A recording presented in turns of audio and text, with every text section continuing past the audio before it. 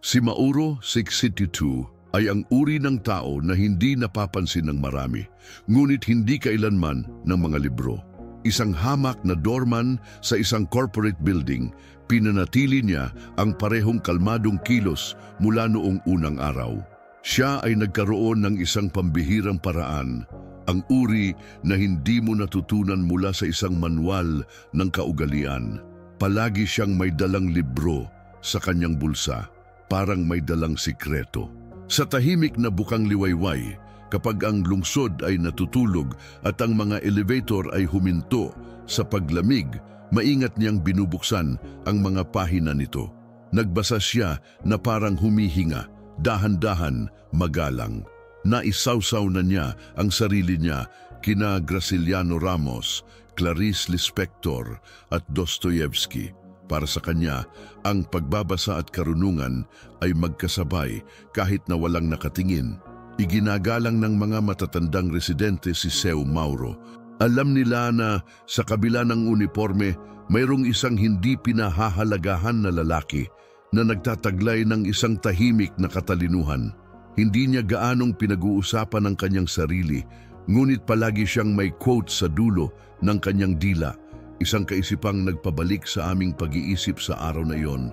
Ito ay ang uri ng down-to-earth na inspirasyon na hindi nagpapataw ng sarili, nagbabago lamang. Habang ang iba ay nag-uusap tungkol sa mga kotse, mga pagpupulong at mga dibidendo, sinabi ni Mauro ang tungkol kay Machado at ang kapangyarihan ng mga libro. Hindi siya nagpakilala, ngunit nag-iwan siya ng mga pahiwatig. Isang bookmark sa bulsa ng shirt niya, isang sipi ng tula na isinulat sa papel na tinapay. Siya ay isang invisible na manunulat, naghihintay na basahin muli.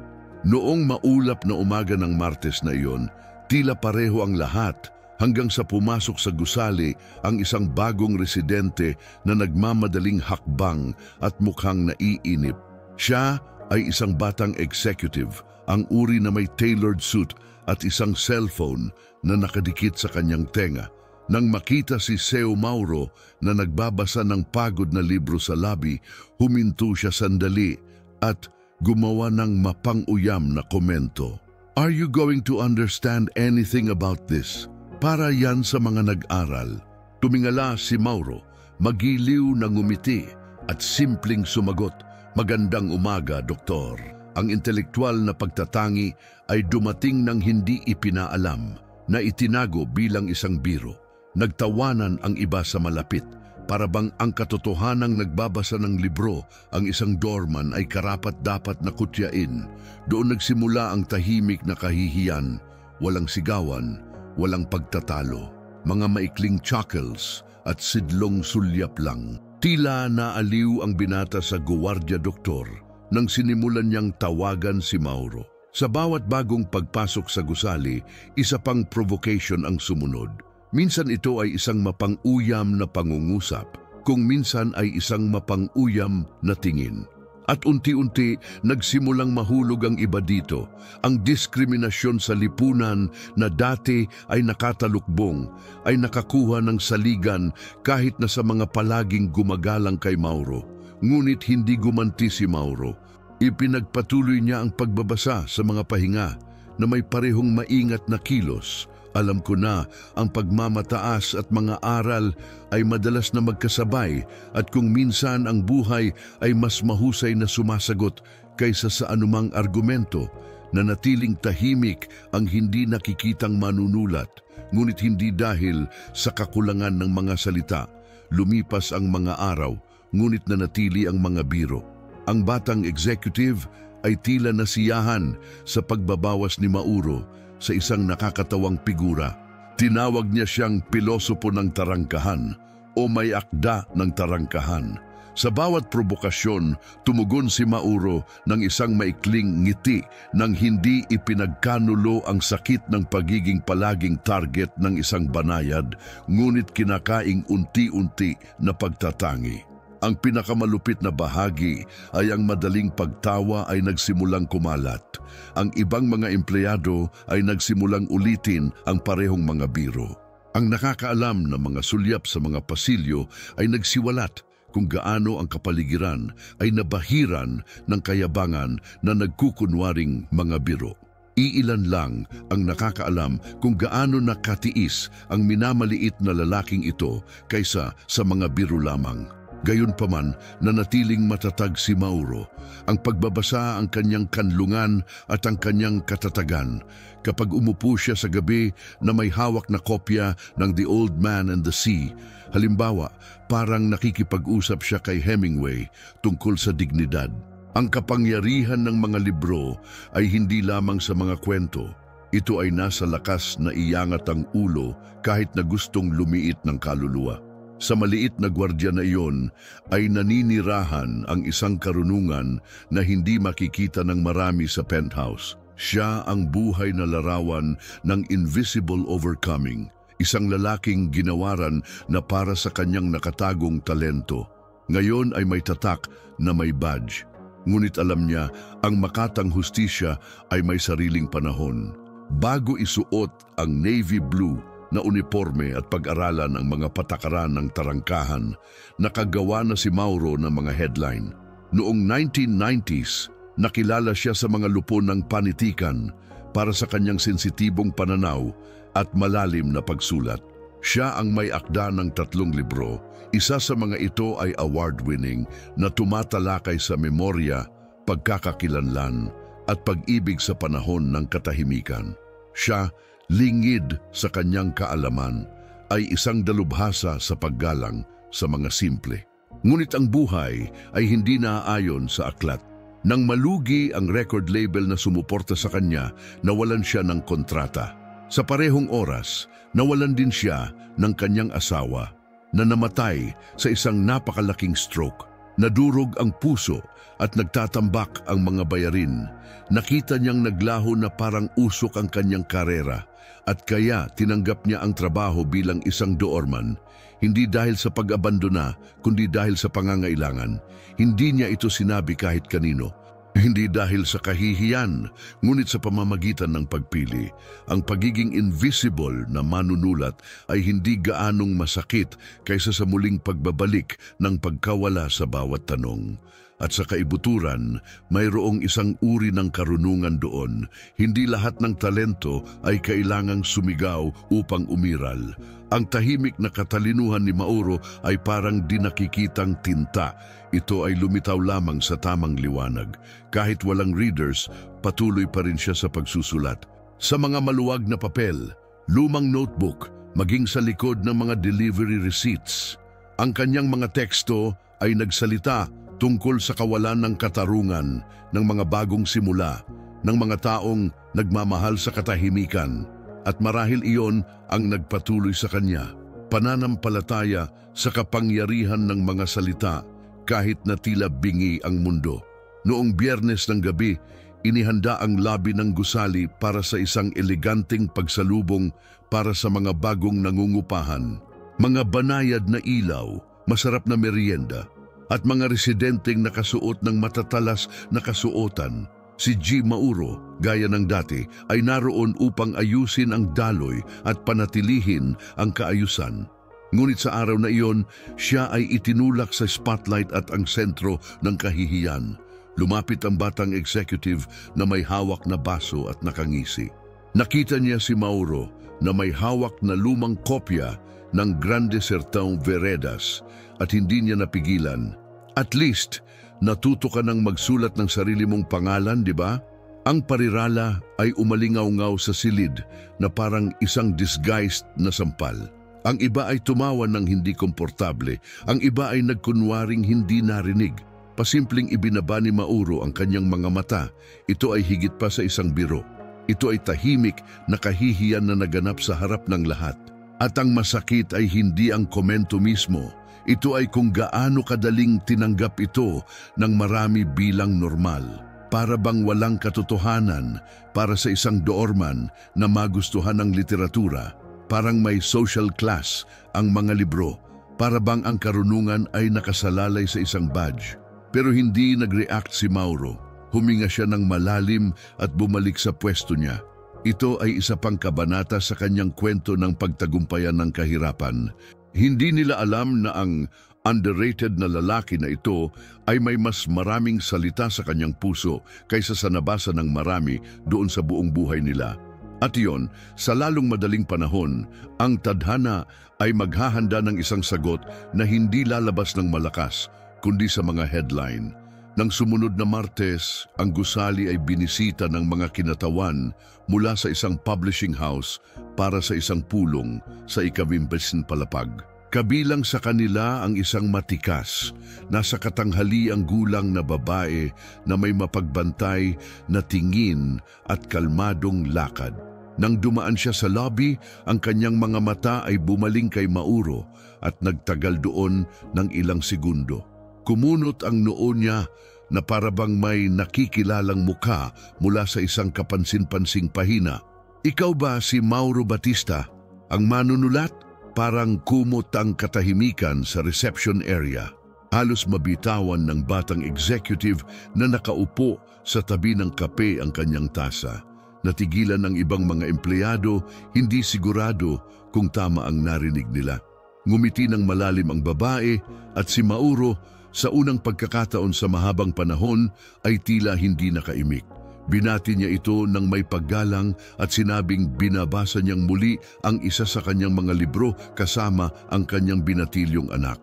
Nagkomento siya kung paano naantig ang aklat na iyon, Wings in the Mud, ang napakaraming tao noong 1990s at ngayon ay muling natuklasan ng mga batang mambabasa.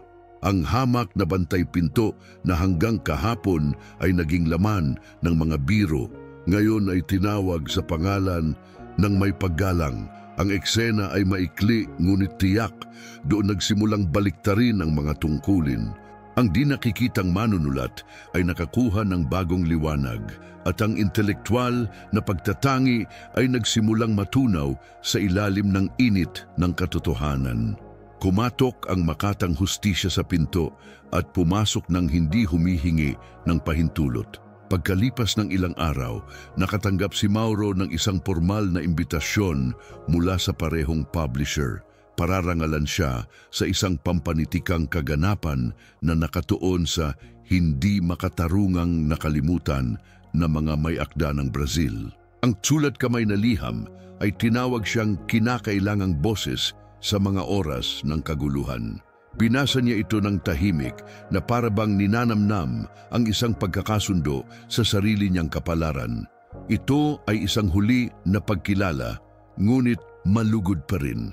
Ang batang executive na kanina pa nanunuya ay nakinig sa usapan sa telepono at nanatiling tahimik. Pinagmasdan niya ang maingat na pagtiklop ni Mauro sa papel at inilagay sa bulsa ng kanyang uniforme. Sa kauna-unahang pagkakataon, walang pangungutya ang kanyang mga mata kundi pagkalito.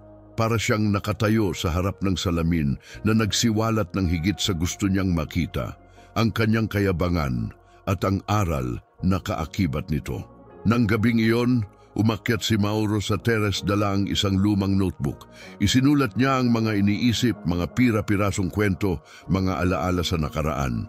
Nagsusulat na naman ang minaliit na lalaki. Ngayon ay may bagong alab na sinindihan ng kanyang naibalik na dignidad. It was his hidden talent find its voice again after years of silence. Nagsimulang umingay ang buong gusali. Ang hamak na doorman na nagbabasa ng walang kilig ay talagang isang award-winning na manunulat. Ang kwentong iyon ng pagharap sa kahirapan ay hindi nagmula sa isang pelikula. Nagmula ito sa elevator ng pasahero. At unti-unti, kahit na ang pinaka-nag-aalinlangan ay nagsimulang magtaka kung gaano karaming mga hindi nakikitang mauros ang nag-cruise sa kanilang mga landas araw-araw, hindi napapansin. Water na talata ng actor na linya bawat isa na pinapanatili ang isang nakaka-inspire at tono ng tao. Nang sumunod na linggo, nagsimulang umikot ang isang artikulo sa mga grupong pampanitikan. Ang manunulat na naging doorman at hindi tumigil sa pagsusulat. Ito ay isang panayam na inilathala sa isang independenteng blog sa panitikan na isinulat ng isang batang mamamahayag na nagbasa ng mga libro ni Mauro sa kolehiyo. Ang teksto ay simple, ngunit ito ay tumatak sa isang chord. Nagsalita ito ng pagtatangi, dignidad at mga bagong simula. Nag-viral ang post. Sa loob ng ilang araw, si Mauro ay pinag-uusapan sa social media bilang isang halimbawa ng hindi nakikitang pagtagumpayan. Dumami ang mga komento tulad ng paggalang sa simple at isang nakakaantig na kwento, para bang natuklasan ng buong bansa ng sabay-sabay na ang talento ay hindi lamang naninirahan sa mga palasyo, kung minsan ito ay naninirahan sa lobby na may badge sa dibdib at karunungan sa mga mata. Nag-iba ang atmosphere sa building, sinimulan siyang batiin ng mga residente na kanina ay kumakaway lamang sa kanyang pangalan. Ang ilan ay pinuri ang panayam, ang iba ay nagtanong kung saan makikita ang kanyang mga libro. Kahit na ang mausisa na janitor ay humingi ng tulong sa pag-unawa sa isa sa mga pinakakomplikadong mga sipi ng isang nobela. Ang pagbabasa at karunungan ay muling naging pansin, ngunit ngayon ibinahagi. Si Mauro ay nanatiling pareho, maayos na uniforme, mahinahon na boses, matahimik na tingin, ngunit may nagbago sa hangin. Ang diskriminasyon sa lipunan ay tila direktang hinarap at ang kapangyarihan ng mga libro ay nagpapakita ng lakas nito, hindi lamang para magturo kundi para magbago. Ang invisible na manunulat ay nakakuha muli ng mga mambabasa at ang mundo, isa pang dahilan upang muling pag-isipan ang mga label nito. Ang pagbabago ay banayad ngunit malinaw. Nagsimulang huminto ang ilang residente upang magtanong kung ano ang binabasa ni Mauro. Ang iba ay nag-iwan ng mga libro sa pasukan na parang nag-aalok ng kape, isang simpleng kilos ngunit puno ng pasasalamat. Maging ang mga kasamahan na kanina ay tumatawa sa kanyang mga biro ay nagsimulang makinig sa kanya ng mabuti. Iyon ay paggalang sa pagiging simple na nakakakuha ng lugar kung saan dati ay katahimikan lamang. Ang janitor na palaging sinasabing masama sa pagbabasa ay lumitaw isang araw na may pagod na pabalat na libro. Mahirap, pero sinusubukan ko, Mauro, sabi niya sabay ngiti na nahihiya. At si Mauro na may pasensya ng isang guro at kababaang loob ng isang taong nagdusa ay nagpaliwanag ng salita sa salita nang hindi nagmamadali. Ang entrance hall ay naging isang silid-aralan at ang tahimik na katalinuhan ay naging makatotohanang inspirasyon. Unti-unti, ang lugar na iyon na minsang napuno ng paghuhusga at mga hierarchy ay naging sentro ng mga impromptu literary gatherings. Isang residente ang nag-iwan ng tala, "Salamat sa pagpapaalala sa aming lahat ng kapangyarihan ng mga aklat." Ang isa naman ay humiling ng dedikasyon sa isa sa mga lumang kopya ni Mauro. Parang isinusulat muli ang kasaysayan sa pagkakataong ito na may makatang katarungan. Ang batang executive, nagmamadali siyang dumaan, mas tahimik. Ngayon ay hindi na siya nagbibiro o nangungutya. Nagmamasid lang siya na parang napagtanto, huli na nalampasan niya ang target. Si Mauro sa kanyang bahagi ay nanatiling pareho, mabait, maingat, malalim, dahil ang mga nagdadala ng tunay na karunungan ay hindi kailangang ipilit ang kanilang sarili. Kailangan lang nilang mabuhay at hayaang magising ang iba. Isang araw, mas maagang bumaba ang batang executive kaysa karaniwan. Huminto siya sa harap ng reception, nag-aalangan, nakatingin kay Mauro na parang may dalang nakaipit. Sinubukan niyang humingi ng tawad, mahina ang boses at nawala ang tingin. Narinig siya ni Mauro, ngunit hindi siya gumanti ng galit sa parehong katahimikan na palaging kasama niya. Minsan, nag-uusap tayo ng hindi iniisip, bulong ng binata. Itinaas lang ni Mauro ang kanyang matahimik na mga mata at sinabing, "Ang uniforme lang ang nakikita ng mga tao. Hindi nila tinatanong kung ano ang nasa likod nito." Iyon lang. Walang sigawan, walang akusasyon. Gayunpaman, ang pangungusap na iyon ay mas masakit kaysa sa anumang maapoy na pananalita. Ito ay ang salamin ng kayabangan, bumalik sa mahinahon na mga salita, Ito ay isang paghaharap na walang nakataas na boses, walang madla, walang laban. Ngunit ito ay kapansin-pansin. Hindi kailangan ni Mauro ng paghihiganti, ang buhay niya na ang sagot. Ang aral ay naroon, hilaw at direkta. Ang kadakilaan ng isang tao ay hindi nasusukat sa papel na ginagampanan nila, kundi sa dignidad na kanilang tinatahak. At lumakad si Mauro sa katatagan ng isang taong alam ang bigat ng kanyang sariling halaga. Sa sandaling iyon, napagtanto ng ehekutibo kung ano ang binabaliwala ng marami. Ang lakas ng araw-araw na mga bayani ay wala sa kanilang posisyon o suweldo. Ito ay nakasalalay sa kanilang paninindigan sa harap ng kawalang katarungan. Ipinakita ni Mauro ang taong minamaliit na nagtuturo din ang katahimikan at kung minsan, tiyak na ang mga simpleng bagay ang nagtuturo ng mga mahahalaga. Sa panahon ng isang pulong sa kondominium na lumitaw ang ideya, bakit hindi mag-host ng isang kultural na gabi kasama ang mga residente mismo? Ang mungkahi ay nagmula sa isang bagong residente na nakabasa ng panayam ni Mauro at nabigani sa kanyang karera. Sumang-ayon ang tagapamahala ng gusali, sinuportahan ito ng lupon at na-schedule ang kaganapan. Ngunit ang hindi inaasahan ay si Mauro ang magiging panauhing pandangal sa gabi. Ang imbitasyon ay inihatid ng may formalidad at pangangalaga.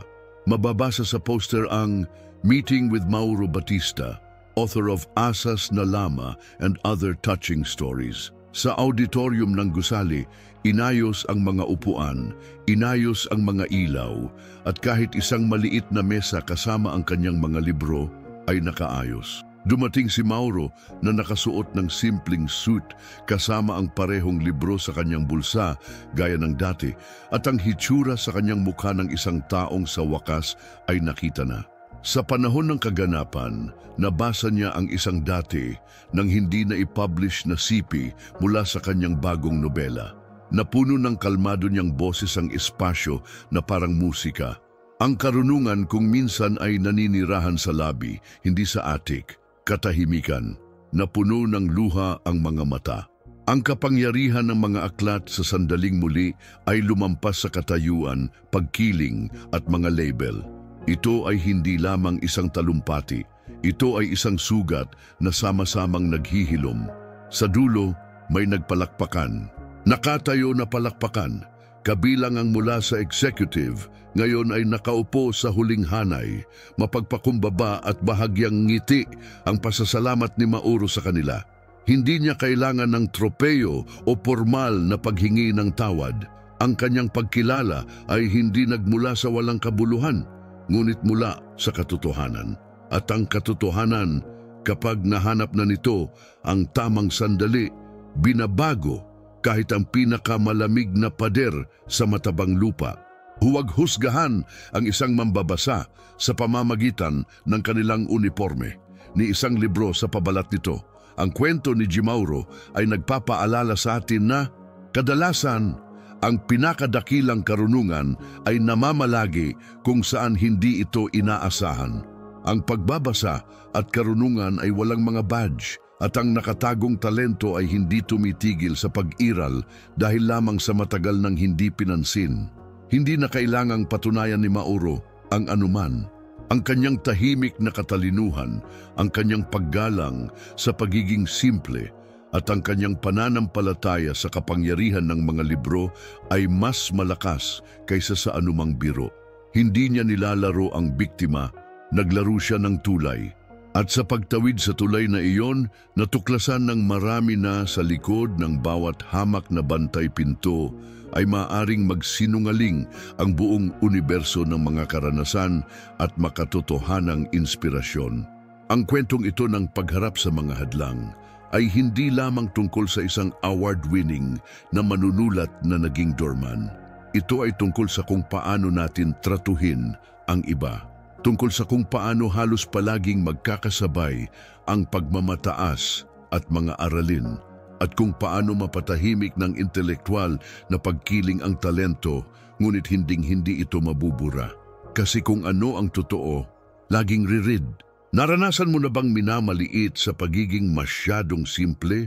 Naitago mo na ba ang iyong ilaw dahil sa iyong uniforme, sa iyong impit o sa iyong tungkulin?